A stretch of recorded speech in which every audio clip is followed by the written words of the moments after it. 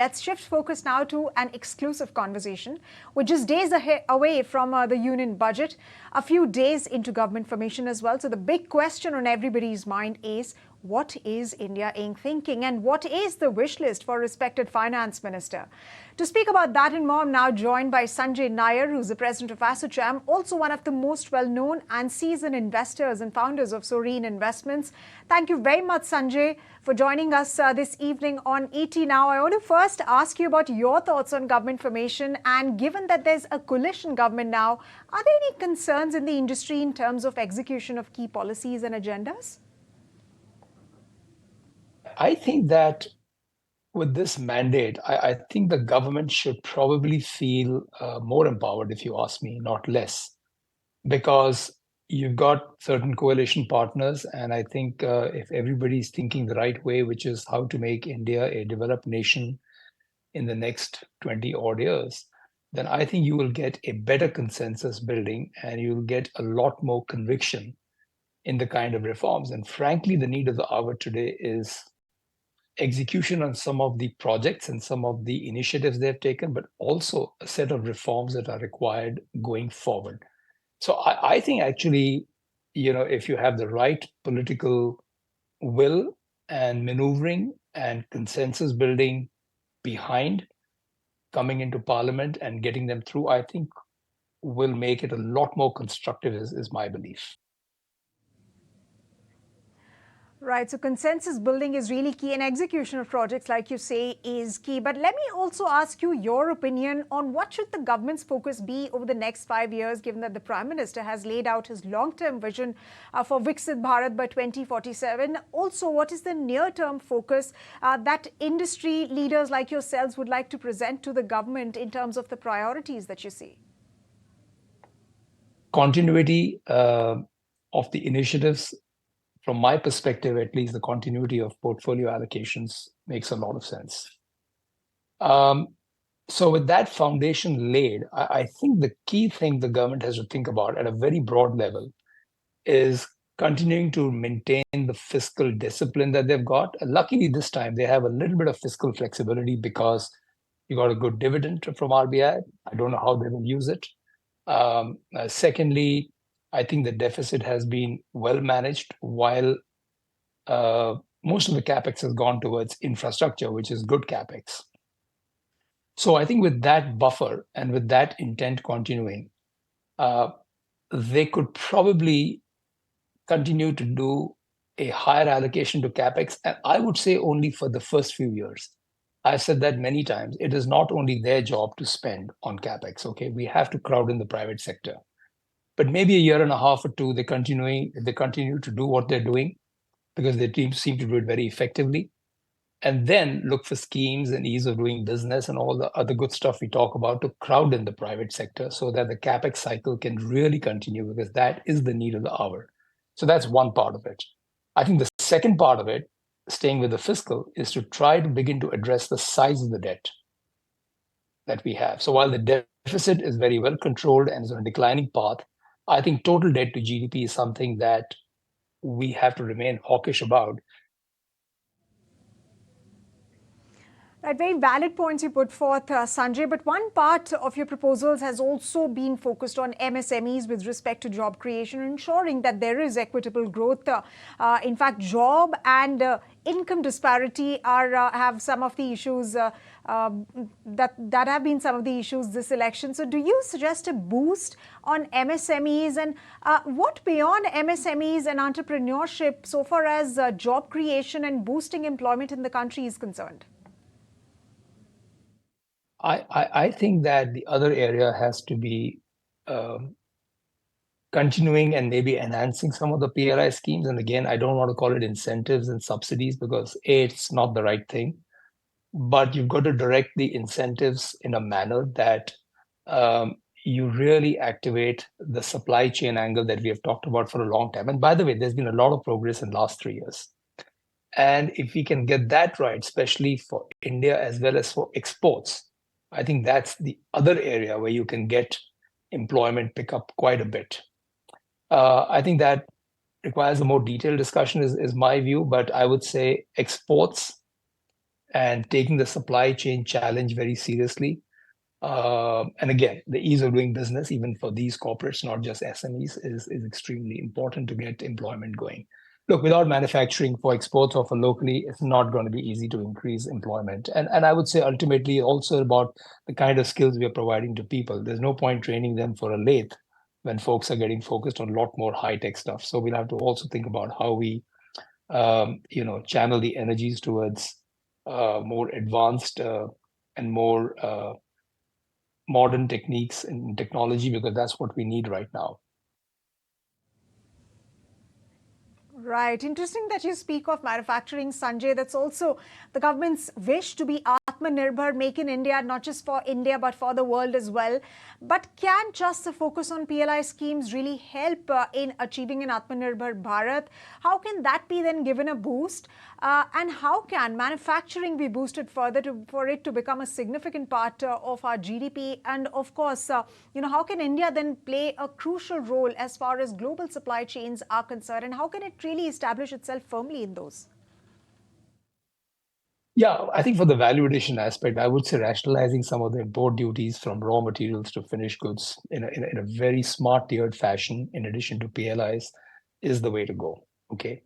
And I think we'll worry about global manufacturing share later. I think we got to get the manufacturing as a percentage of our own GDP up first, to the 2024 first. So I think we have a long way to go.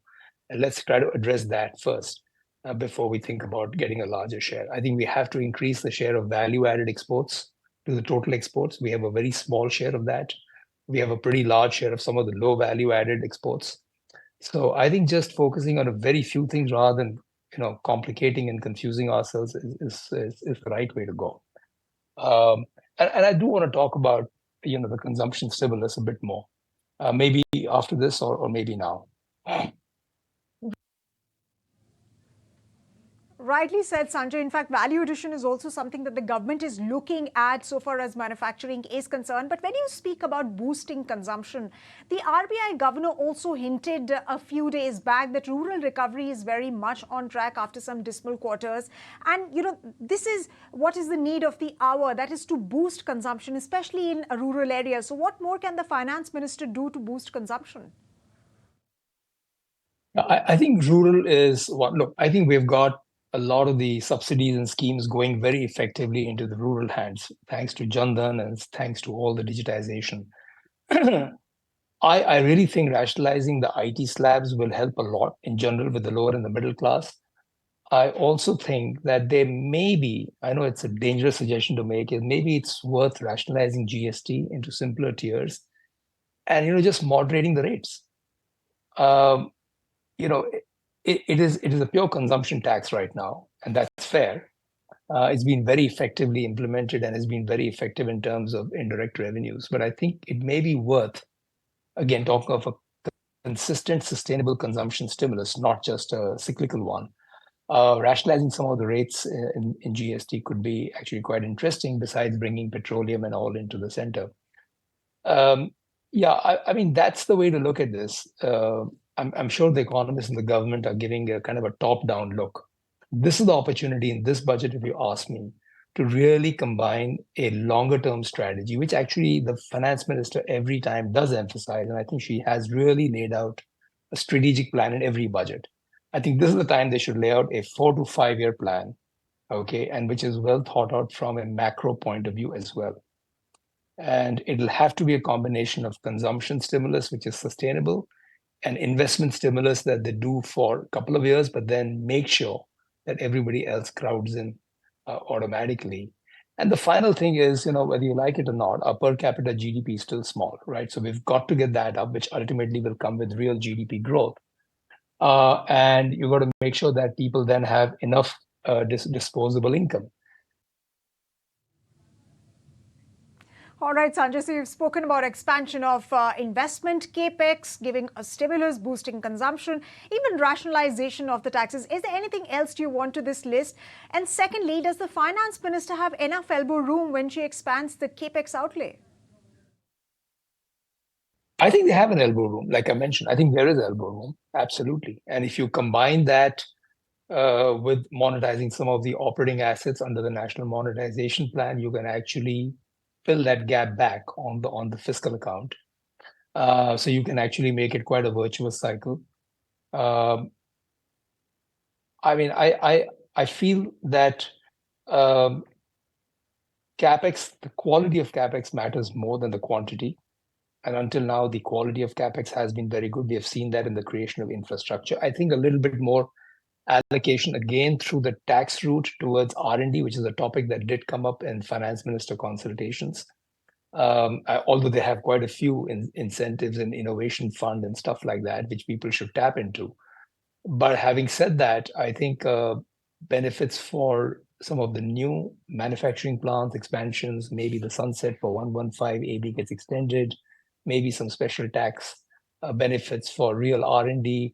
Those are some of the tinkerings I'm sure that they can do to not just make it just for, just CapEx for highways and infrastructure. Look, I'm not an expert on that, to be very honest. I think we should leave that to the finance minister. I can tell you, having interacted with the team, they're an absolutely A-class team. They are top of the game. They know the details. And I think they know best what the trade-offs are. They seem to really have a good handle on their trade-offs. Right, Sanjay. One final question before we let you go. The finance minister, the industry has been making lots of consultations to the finance minister, several sectors, in fact, and I think one of them happens to be the PE and the VC ecosystem that has also made several recommendations to strengthen the startup ecosystem. Now, what, in your opinion, what is it that you propose to strengthen domestic capital pool over the years, given that it is also one of the demands that has been pushed forward by the VC and PE ecosystem? AIF was a great innovation that was put together. Yes, we did get stuck, and we're still stuck a little bit between, crosshair of taxation and securities and stuff like that. But those will probably get sorted out. There's a lot of representation on ESOP taxes and angel tax and all that. But at a very conceptual level, the country needs much more local domestic capital to be crowded into venture capital and private equity. I mean, we probably have, I don't know, maybe 1,000 AIFs. I'm not sure about the number. I think IFCA will have a better idea of that. China has 10,000. And China has probably 100 AIF equivalents above $1 billion in size. And we probably have a handful of locally managed local funds. So we have a long way to go. And I don't think it's just held up for tax reasons. Maybe it is, and maybe the anomaly between the public markets and the private markets continues to create that friction, and hopefully that will get resolved. But we have to crowd in the private savings, and ultimately it goes back to the risk appetite, and it goes back to who can afford it. And frankly, the population that can afford that. All right, Sanjay, thank you very much for your thoughts. We've spoken on a whole diverse range of topics and a very, very valid point when you say that you need to crowd in private savings to, of course, ensure that domestic capital pool is expanded over the years. On that note, thank you very much once again for joining us here on ET Now. If you like this video, then like, share and subscribe to ET Now.